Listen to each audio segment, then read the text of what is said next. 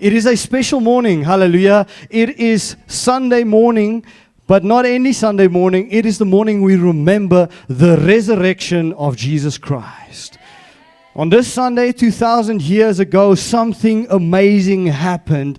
So amazing that our whole faith and everything that we believe on is built upon what happened over the course of this weekend. And this morning we celebrate Jesus and the fact that death could not hold him. Hallelujah.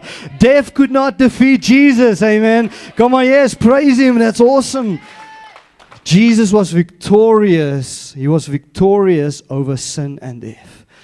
And this morning I want us to start our message by taking a moment to just try and imagine the atmosphere, the milieu of what was happening the moment in time when the crucifixion took place. Now, I want you to understand that those who were close to Christ probably had a big shock in their lives. For 3 years, they spent day and night with Jesus. They ate with Jesus. They walked with Jesus. They talked with him. Hallelujah. They preached together. They ministered together. They cried together. They laughed together. And Jesus was the promised Messiah. They spent time in his presence very close to him. And here all of a sudden on the Friday, before their very eyes, their Messiah, their Rabbi, hangs upon the cross. Can you for a moment imagine what it must have felt like? Can you for a moment imagine the shock, the doubt, the questions that might have gone through their mind? They probably asked themselves, did we make a mistake? For 3 years we walked with Jesus. We gave up everything, our businesses, our families, our lives. We devoted it to Jesus. And here he is hanging before us on a cross. I think we can imagine what they must have been through. The shock and the hurt and the pain and the sadness that they experienced when Jesus hung upon that cross. And then 3 days passed and Jesus stood up out of the grave. Yet again, another shock. Hallelujah. In the midst of their mourning, in their worrying, even though Jesus had prophesied it, they were not sure what was happening. And here Jesus rises from the tomb. He rises from the grave. And then he starts to appear in front of many people. He meets many people and he appears in front of the disciples. And I believe the moment when they saw Jesus in the flesh, in his glorified body, was the moment where all doubt was wiped away. When they saw Jesus before them was the moment that they realized that he was not any other man. Hallelujah. When he stood before them and they touched his wounds, they realized before us stands the Son of God. Hallelujah. The true Messiah stands before us today. What a moment it must have been. And in their heart a conviction grew, a certainty grew of who Jesus was and what he had come to do for them. And in that moment, when they saw Jesus in person, everything else that happened started to fall into place. Everything that Jesus was, they started to understand. Everything that he said, they started to see the deepness behind it. They looked at the cross and they realized what truly had happened because they encountered the resurrected Jesus, the glorified Jesus. And my prayer here in this morning, at the start of this resurrection service, is that you will have an encounter with the glorified, resurrected Jesus. Hallelujah. That you will meet him, amen, and that you will encounter his presence, because it's only when you encounter the resurrected Jesus that everything else starts to make sense. That Friday starts to have power in your life. Hallelujah. That you start to live for the kingdom, because if you haven't met him after the grave, you are still wandering. But this morning the Lord says, I come and I show up to draw near to you. I show up to meet you. But you need to be ready. Hallelujah. Say to your neighbor, are you ready? Ask them, are you ready for all doubt to be wiped away? Because that's what happens when we meet Jesus. When you read the Bible, there are many testimonies of people who met Jesus after the grave after the resurrection. And we're going to read a scripture from Paul right now. But it is interesting that Jesus appeared to many people. He appeared to Mary and Martha. As the stone was rolled away, the angel appeared to them and said, Jesus is risen. On the road to Emmaus, Jesus walked with the men, and they realized at the end of that road, wow, it was Jesus who was with us. But let me read to you what Paul says. Now, Paul reads we read in 1 Corinthians 15, 1-8, it says, "Let me now remind you, dear brothers and sisters, of the good news." Say with me, good news. It is good news that Jesus rose from the grave. And then it says, it is this good news that saves you if you continue to believe. So we need to hear the good news, and we need to also believe the good news. And then Chapter 3 says, I passed on to you what was most important and what had also been passed on to me. Christ died for our sins, just as the scripture said. He was buried, and he was raised from the dead on the third day, just as scripture said. Now let's just pause for a moment. Take note here, Paul is talking about accounts of people. He heard something, he spoke with people, he met with people, and he heard some important things. And now he compiles this and says, this is the good news. This is the message that I now pass on to you. And he wrote this letter for a church, the church of that time, the Corinthian church. And here 2,000 years later, Paul had written a letter for this church, amen. And he had passed on the good news, the testimony of many that Jesus did in fact stand up from the grave. He didn't just die and remain in the grave, but he did in fact rise from the grave. And then he continues in chapter 5. He says, he was seen by Peter, then by the 12, and after that he was seen by more than 500 of his followers at one time, most of whom are still alive, though some have died. Then he was seen by James, the brother of Jesus, and later by the apostles. And last of all, as though I had been born at the wrong time, I, Paul, also saw him.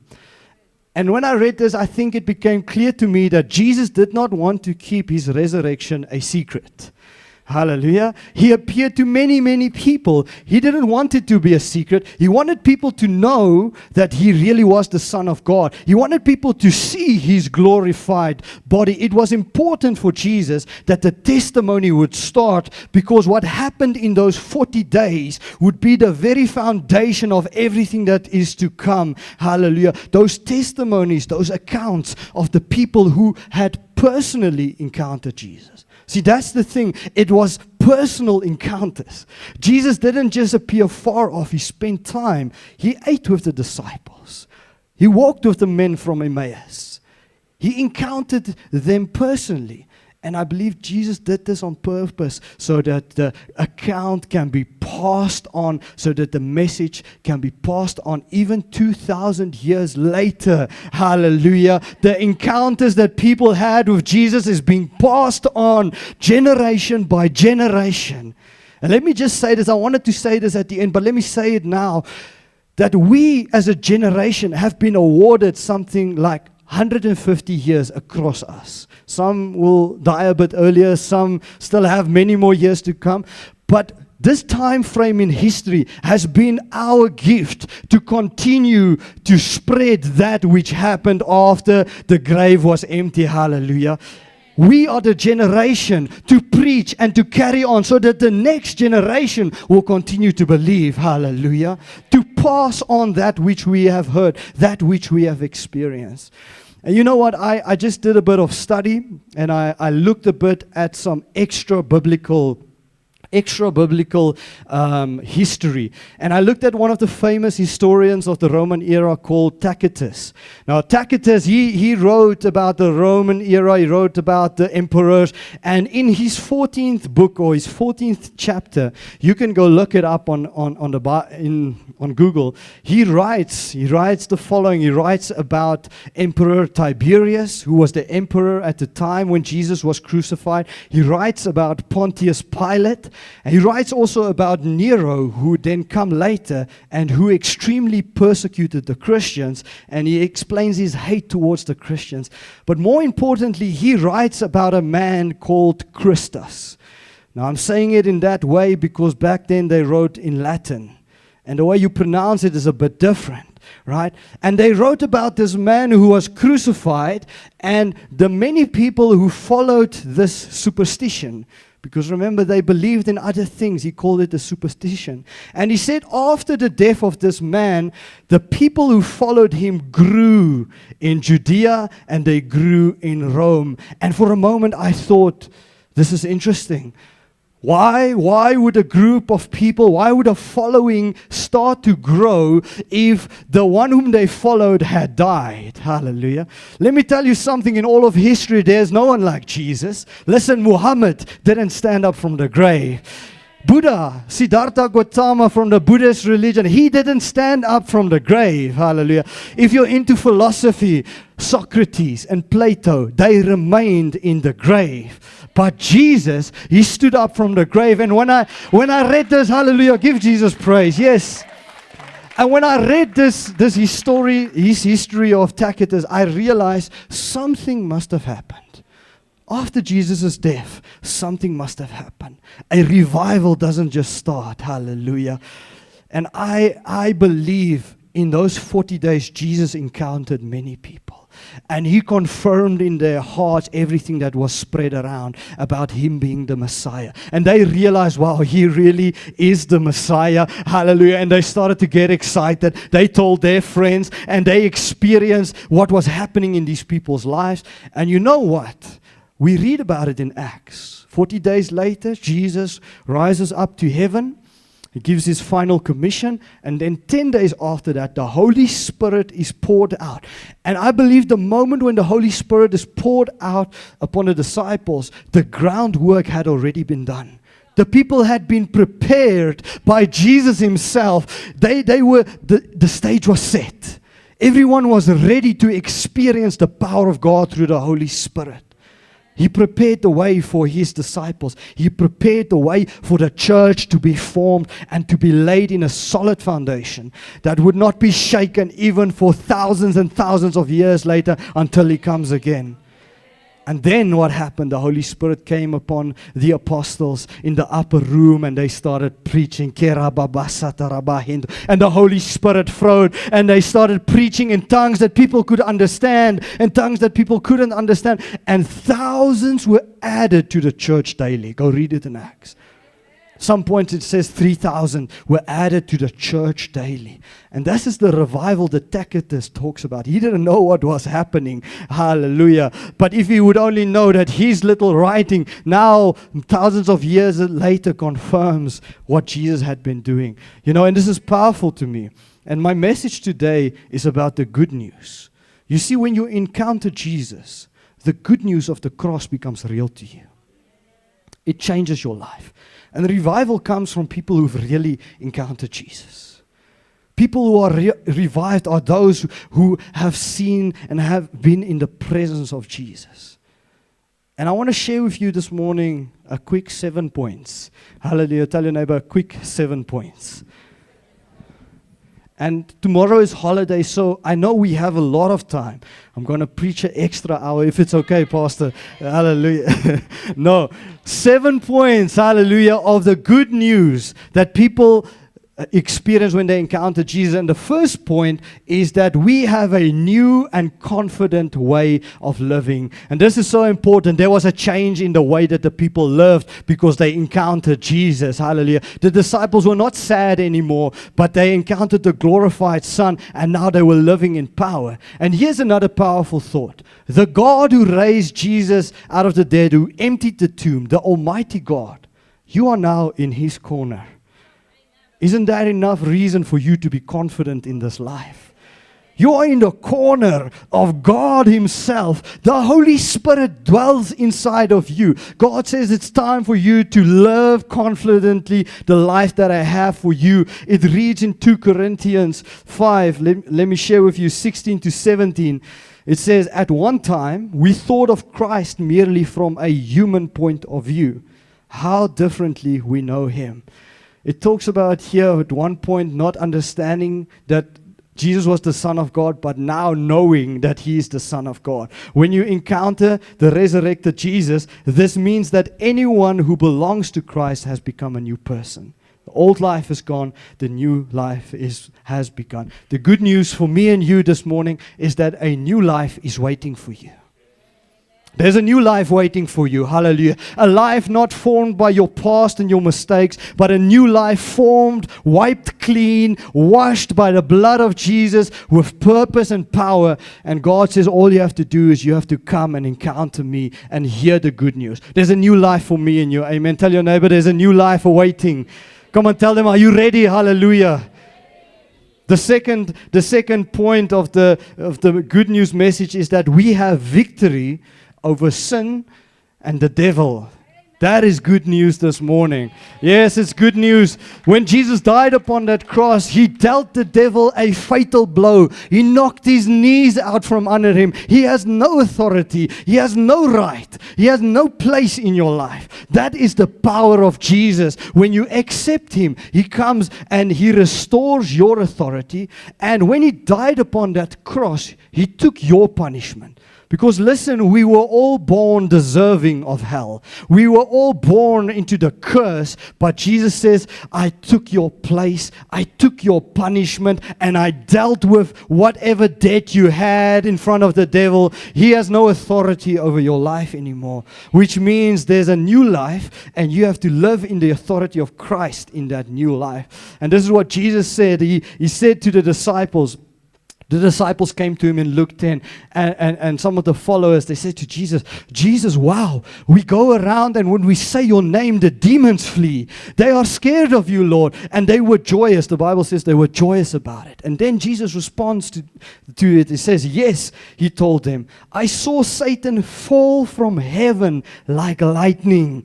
Look, I have given you authority over all the power of the enemy. Let me say that again. I have given you authority over all the power of the enemy. What is the power of the enemy in your life? It is when sin gets a place in your life. When addiction has a root in your life. The Lord says, I've given you authority to start saying no. I've given you authority to uproot. The good news for me and you today is that you don't need to be a slave anymore. God didn't call you to be a Christian slave. Hallelujah, a slave to the world and to sin, but He called you to be free and free indeed. And then He says, and you can walk among snakes and scorpions and crush them. Nothing will injure you. Listen, you have to realize today, we live in a world filled with snakes and scorpions. There's a spiritual battle going on around you. And if you don't realize your authority, amen, you're not going to live in the fullness that God has for you. But God says, I've called you to step on those snakes, to crush the scorpions, hallelujah, to rebuke the power of the enemy over your life, over your family's life. It's good news this morning, hallelujah. The devil has no place over your life. Come on, the good news. You better be sure to pass it on as Paul has passed it on to us. Let's continue. The third point, and this is a good one. It is not over. Come on, say to your neighbor, it's not over. Tell them, don't worry, it's not over. You see, when Jesus hung upon the cross, the enemy probably thought, wow, I've done it. Look at Him hanging there. Oh, the Son of God is dying. I've been victorious. But little did he know that the resurrection was waiting. And this morning I want to tell you, in your life, it is not over. You might feel your marriage is over. You might feel your business is over. You might feel your career is over. Maybe you even feel this morning that your life is over. This morning I want to tell you the words of the psalmist. It says in Psalm 23, we know it so well. It says, even when I walk through the darkest valley. Some translation says, even when I walk through the valley of the shadow of death. This morning, the shadow of death might be hanging over your life and you've been stuck in that valley. But God says, even though you walk, you will not be afraid, for you are close beside me. Surely your goodness and unfailing love will pursue me all the days of my life. I will live in the house of the Lord forever. This morning, the good news is that it is not over. In your valley of the shadow of death, God guides you. And if you draw near to Him, He will carry you through. Amen. And nothing will touch you. The fourth point of the good news this morning is that we have received victory over death. And sometimes I feel that this is something that we preach only at funerals. But I think you need to hear it here this morning. You don't need to be afraid of death anymore. Hallelujah. Death is not the end. It is only the doorway into the eternal life that is waiting for me and you. It reads in the Bible that Jesus said he has gone to His Father to prepare many mansions. It says it there. We can go. Okay, let me read it. I didn't add it there. It says that in 1 Corinthians 15. Apologies, I'm jumping ahead of myself. But the Father says, I go to my Father's house and I prepare many mansions. Hallelujah. Place for you to stay. If God says that He is going to prepare something, He is coming again. And the good news for me and you today is that we have victory over death. 1 Corinthians 15:55 says, O death, where is your victory? O death, where is your sting? The sin and the sting that results in death, and the law gives sin its power. But thank God, He gives us a victory over sin and death through our Lord Jesus Christ. It doesn't just talk about physical death, it talks about spiritual death as well. When you come to Jesus, He saves you from hell. And I think that's important for us to know. God has saved you from an everlasting death. He has brought you out of the pits of hell so that you can have life and life to the fullest. When you die here, there is a place waiting for you. The fifth point is that His resurrection means our resurrection. I'm going to read to you a passage now, and it talks about an argument that Paul made. An argument that says, and the people came to Paul and say, Paul, we don't believe in the resurrection of people. And then Paul comes to explain to them, if you don't believe in the resurrection, your faith becomes useless. If you don't believe in the resurrection, then Christ didn't die for anything, and you will still go to hell. And let's read it together. It says in verse 12, but tell me this, since we preach that Christ rose from the dead, why are some of you saying there will be no resurrection of the dead? For if there is no resurrection of the dead, then Christ has not been raised either. And if Christ has not been raised, then all our preaching is useless. Our faith is useless. Without the resurrection, the Friday doesn't carry the power it carries. Hallelujah. In verse 15, and we apostles would all be lying about God. For we said that God raised Christ from the grave, but that can't be true if there is no resurrection of the dead. And if there is no resurrection of the dead, then Christ has not been raised. And if Christ has not been raised, then your faith is useless, and you're still guilty of your sins. In that case, all who have died believing in Christ are lost. And if our hope in Christ is only for this life, we are more to be pitied than anyone in the world. In verse 20, he closes, he says, but in fact, Christ has been raised from the dead, and He is the first of a great harvest of all who died. Jesus was the first one who received a glorified body. And the good news for me and you is that when He comes again, we will receive our glorified body. Hallelujah. We will receive a body that's free from pain and suffering and free from the curse. We'll be taken to a place in the presence of God. He was the first to be resurrected. He paved the way for us. And I believe one of the ways He showed us this is by appearing to the disciples. He showed them, listen, look at this body. Look at me. I am the fulfillment of the covenant. And I'm the first to be resurrected. And in the same way, when you die and you go to heaven, you will receive the same kind of body. Isn't that good news? Amen. Someone with back pain this morning say that's good news. Hallelujah. Someone with bad news say, hallelujah, a glorified body. Amen. It's good news for me and you. It means there's something coming, something that we should be expectant of. Are you still expectant of what you will receive from the Lord? Are you expectant of the promises of God? And I come to a close here, and I want to share with you the sixth point. And this is a powerful point. In the same way that Jesus had the Holy Spirit, we have the Holy Spirit. When you look at the life of Jesus, the Holy Spirit was involved all over the place. He was involved in his ministry. I believe the Holy Spirit was even involved when he hung upon the cross. Amen. The Holy Spirit was involved when he was resurrected. The powerful thing is when you encounter Jesus and you accept him, the Holy Spirit comes to fill you and he becomes part of every part of your life. He becomes part of how you live. He becomes part of your ministry. And I believe also he becomes part of your death. And why do I say that? I say that because we all have a determined time and the Lord decides that time. But more powerfully, the same power that lived in Christ lives in you. And the one who raised Christ out of the dead raises you out of the dead one day to be with him. Isn't that powerful to just think that the same power, the same Holy Spirit who was in Christ is now in you?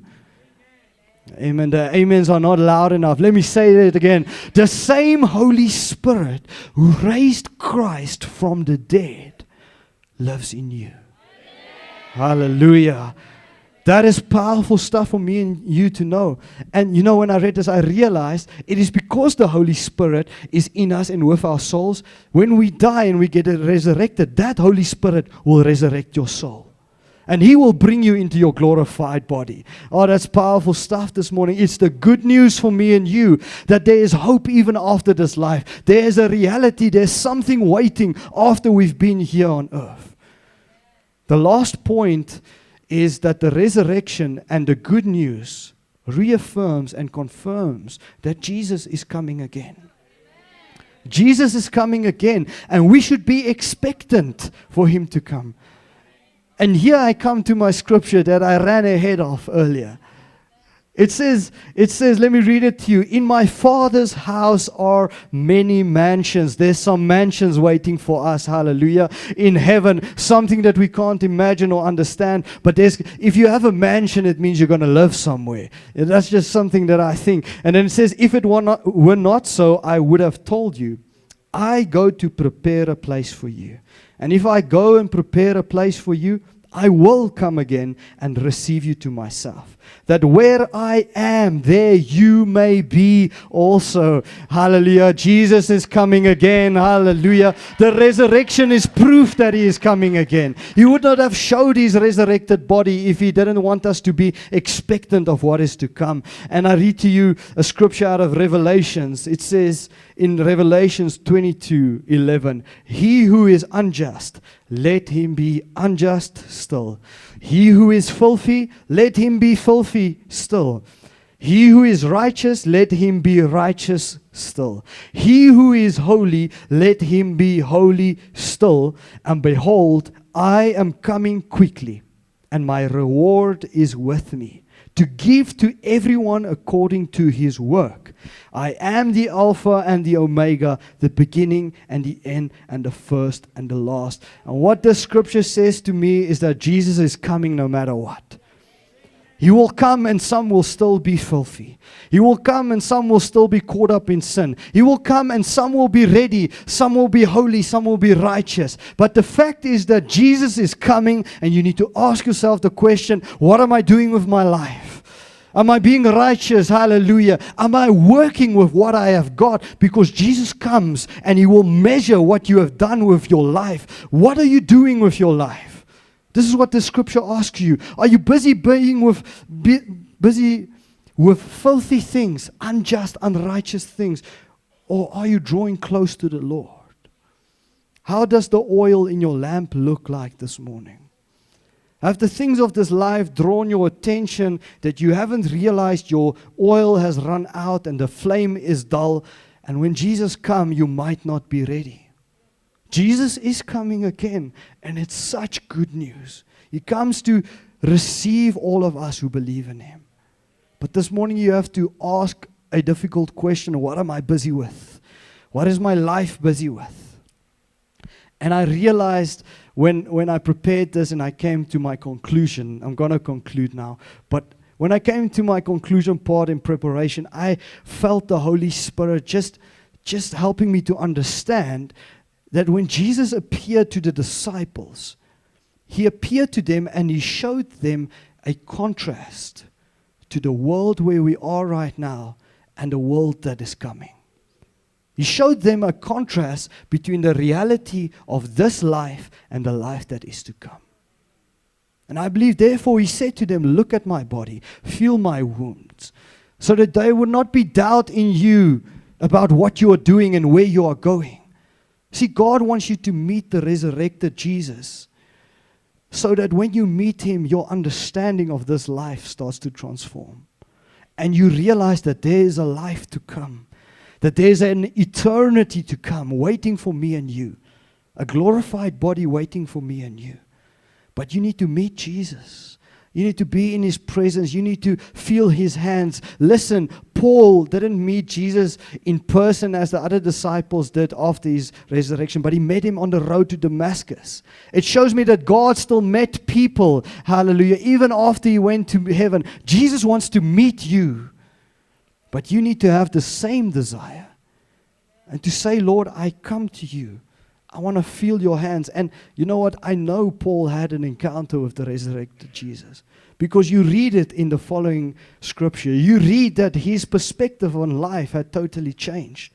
His view upon this earth changed drastically after his encounter with Jesus. It says, for his sake, I have discarded everything else, counting it all as garbage. He's talking about the things of this world, the passions, the dreams, the careers, the things that we love so much, that we value so much, so that I could gain Christ and become one with him. Paul came to a point where Jesus was the most important thing in his life. He says, I want to know Christ, experience the mighty power that raised him from the dead. Do you want to know Christ this morning? Are you hungry for the power that raised him from the dead? Or are you satisfied with sitting? Do you hunger? Are you willing to sacrifice and call things garbage for the sake of elevating the Lord in your life? Then he says, I want to suffer with him. You see, when you encounter Jesus and your heart is stirred, there comes a desire to suffer with Jesus. And when the suffering happens, there comes an endurance and a patience that carries you through. Paul talks about this. I want to share in his death, Paul says, so that one way or another, I will experience the resurrection from the dead. In the same way that Jesus was resurrected, me and you will be resurrected. But you need to have an encounter with Jesus this morning.